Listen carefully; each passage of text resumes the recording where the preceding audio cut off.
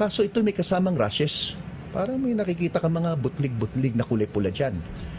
Kasi karakteristik sa isang pasyente nagkaroon ng dengue, yung tinatawag na dengue triad. Yan po yung fever, lagnat, yung mga sakit ng kalamnan, muscle pain, myalgia na tinatawag, at yung pagkakaroon ng rashes. Ngayon, mag-uumpisa yan sa lagnat na mataas, 40.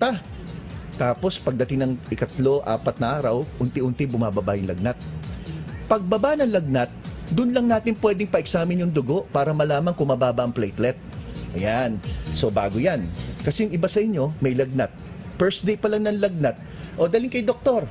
Sabi naman ni doktor, sige pa, platelet test natin para makasiguro. Eh, si doktor naman, hindi naman bababa ang platelet sa unang araw ng lagnat eh.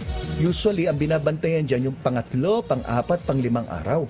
Kaya huwag kayong magtaka, pumunta kayo sa doktor, in-examine yung anak nyo, unang araw ng lagnat, normal ang platelet. Di paglabas ng normal na platelet, sinasabi, ay wala naman dengue yung anak nyo. Eh hindi naman malalaman sa unang araw. So dapat yan, binabantayan. Mga 3rd, 4th day, dapat bantayan natin. Ngayon, ang isa pang problema pag nagkaroon ng tinatawag na dengue hemorrhagic fever. Ayan, kasi galing na sa complication yan. Pag sinabing hemorrhagic, ibig sabihin yan, may pagdurugo na. Andyan na yung dumudugo ang ilong, yung gilagid, tapos masugatan yan, talagang tuloy-tuloy ang pagdugo niyan. Yan may kinalaman na sa komplikasyon na. Kung tutuusin, 1% lang ang namamatay sa sakit na dengue. Ibig sabihin, kung may 1,000, 1% ng 1,000, di mga 10 tao lang. Di ba? Ibig sabihin, yung mga namamatay na yon, bagsak talaga yung immune system o kaya hindi nabigyan kagad ng mga suporta. Ano yung suportang importante? Mahalaga po dyan ay yung pag-inom ng maraming tubig at pagpapahinga. Pag may lagnat, binibigyan natin ng paracetamol kasi iniiwasan po natin na tumuloy-tuloy ang lagnat at tumuloy-tuloy ang dehydration ng pasyente at yun ang delikado. So ang dengue fever, ulitin ko, ay virus, hindi bakterya. So ano yung mga babantayan? Bukod doon sa lagnat, doon sa masakit ng katawan, masakit din ang ulo, pwede rin. Masakit ang mga joints. Pagkatapos, dumudugong gilagid, pwede rin yan. So, importante, pag nakaranas kayo ng ganito at may history na na-expose sa kagat ng lamok, ay nakita nyo, may mga pantal-pantal, may sugat sa binti, dapat padala na kagad sa doktor. Maobserbahan. Hindi sa unang araw, masasabi na kagad na may dengue yung pasyente. So, yung mga signs and symptoms, bantayan natin. Ngayon, ito pong mahalaga.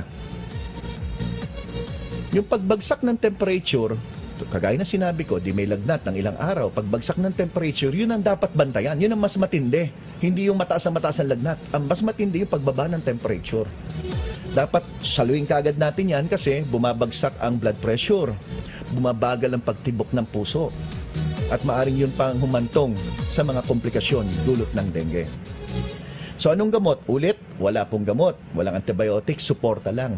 Yung mga nagbibigay ng antibiotics, kadalasan may tinatawag na baka may secondary infection like pneumonia. So bibigyan mo rin ng antibiotics para naman doon sa isang problema. Ang pinakamahalaga, huwag iinom ng gamot nang hindi nagpakonsulta sa doktor.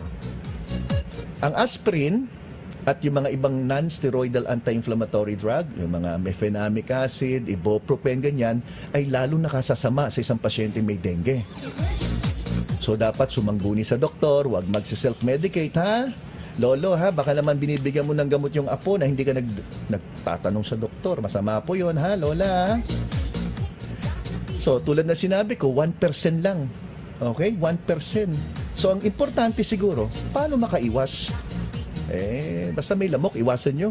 For example, nandito sa kanan, punta ka sa kaliwa. Pag nasa kaliwa, punta ka sa kanan. Asarin natin yung lamok hanggang mabuisit natin. Sumunod, linisin nyo yung paligid nyo. Kaya karamihan ng dengue, galing sa eskwela. Paano yung eskwelahan? Kadalasan may beautification dyan, may mga plant dyan, mga tanim-tanim dyan, mga paso. May mga tubig doon na stagnan, hindi gumagalaw na tubig. Doon na mamahay ang mga lamok. Tapos kumagat yan ng isang tao may dengue, pupunta mo na doon, magpapahinga. Tapos later on, umaga, naku, nakita yung mga bata, yung mga matataba, naku, yung mga mababantot na bata, yan ang kinakagat ng lamok. Kaya kung maliligo kayo, protection yan laban sa dengue. Pwede kayong gumamit ng mga insect repellent. Pero importante, linisin yung kapaligiran. Mga bulok dyan ng mga basura, nakakalat, drum, at kung ano-ano pa. Then, yung mga bata sa eskwelahan, mas maganda nakasuot na ng pantalon yan. Pati yung mga babae, baka pwede sabi sa teacher, baka pwede naman na gawin na lang pantalon ng uniform ng mga estudyante. Kasi sa Pilipinas, ang daming insidente ng dengue. Ang pangit naman yung bata nakapalda tapos naka-jogging pants. Diba? So, mahalaga yan. Ngayon, ang tanong, meron bang gamot na pwedeng inumin para hindi magka-dengue? Aba, magandang balita. Nalaman po, no? Na malapit na magkaroon ng vaccine for dengue. Lolo, Lola, pakinggan nyo po ito, ha? Vaccine, bakuna, tuturukan para hindi magkaroon ng dengue. Pero, ang masamang balita, hindi pa ngayon. Sa 2015 pa po. 2015! Aba, ang tagal pa pala. 4 years o 3 years na lang pala. 3 years na lang. So, yan po ang ating paliwanag tungkol sa dengue. Sa ating pagbabalik, yung ating itanong mo kay Doc, medyo kakapusin tayo ng oras. Kasi po, nakatanggap ako ng liham. Sa pagbabalik natin, babasahin ko isang liham galing sa isang lola. Aba, ibang klase to. Dahil nung nakita ko yung liham niya, parang napapaiyak ako sa tuwa Biro mo, meron tayong tagapakinig sa Lunas. Kasama ko si Chris Capulso tuwing Monday, Wednesday, Friday ng 7:30 ng gabi. Nakinig daw sa Lunas. Sinunod yung mga payo. At yung kanyang asawa na mahina, nagkaroon ng stroke nung araw, gumanda ang pakiramdam.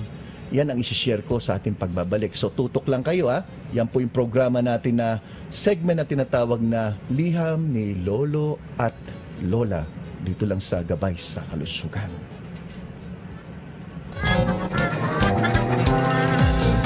Doc, kumusta na mister ko? Sorry Mrs. pero ngayon ikaw na magpapaligo at magpapakain sa kanya kasi putol na ang kanyang kamay at paa. Ha? Ninervous ka, no? Joke lang. Patay na, mister mo. Dr. Gary C. ang ating gabay sa kalusugan. Emergency. Ito po, no? Ito yung programa natin na ang portion basahin yung mga liham ni Lolo at Lola. Ang layunin ko rito ay pakinggan natin yung kanilang hinaing, kung ano man yung problema sa buhay. At the same time, yung mga masasayang buhay nila, kwento rin sa atin. No? Ayoko namang umpisan yung programa na malungkot. Gusto ko yung masaya. Ano ba yung mga masaya? Halimbawa, kailan sila una nagkakilala? Abay, Lola, kailan ka unang nadampian sa labi ng matamis na halik ni tatay? Aba, medyo mukhang nakikialam yata ako sa buhay nila. Baka mamaya pakialaman din buhay ko. Pero interesting na paano nagsama mag-asawa ng 50 years? Di ba? Dami yata ngayon naghihiwalay, di ba? Isipin nyo, 50 years mong kasama yan.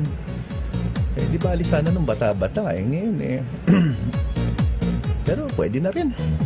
Tapos ano pa yung mga problema kadalasan, no? Hindi ko alam kasi hindi pa naman ako senior citizen, pero gusto ko lang basahin tong letter na to, no? At ako'y tuwan-tuwa nung nakita ko to, tuwan-tuwa talaga ako. Mo kay Doc. So ito, pakinggan nyo po ito. Natanggap ko tong letter nung May 30. Okay, so nung Thursday, May 30. Ito ay galing kay Mami Julieta Rivera. No? Lola. Ito yung letter ni Lola. Alam nyo, mahina ako sa Tagalog, no? At may mga salitang minsan di ko maintindihan, pero babasahin ko po. Kung medyo nabubulol po ako, kayo na po bahala magpasensya. Remember po, 100% Chinese po ako. Okay.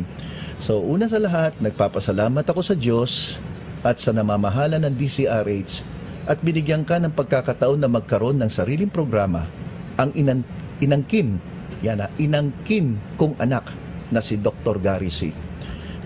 Salamat po, Mami. Sana kasama ako dun sa mga papamanahan nyo. Masugid mo kaming tagapakinig sa programang Lunas.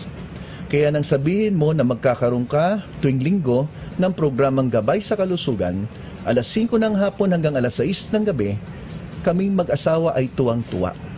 Thank you rin po. Tuwang-tuwa rin po ako. Sabi ko nga, sa Lunas ang tinatalakay nyo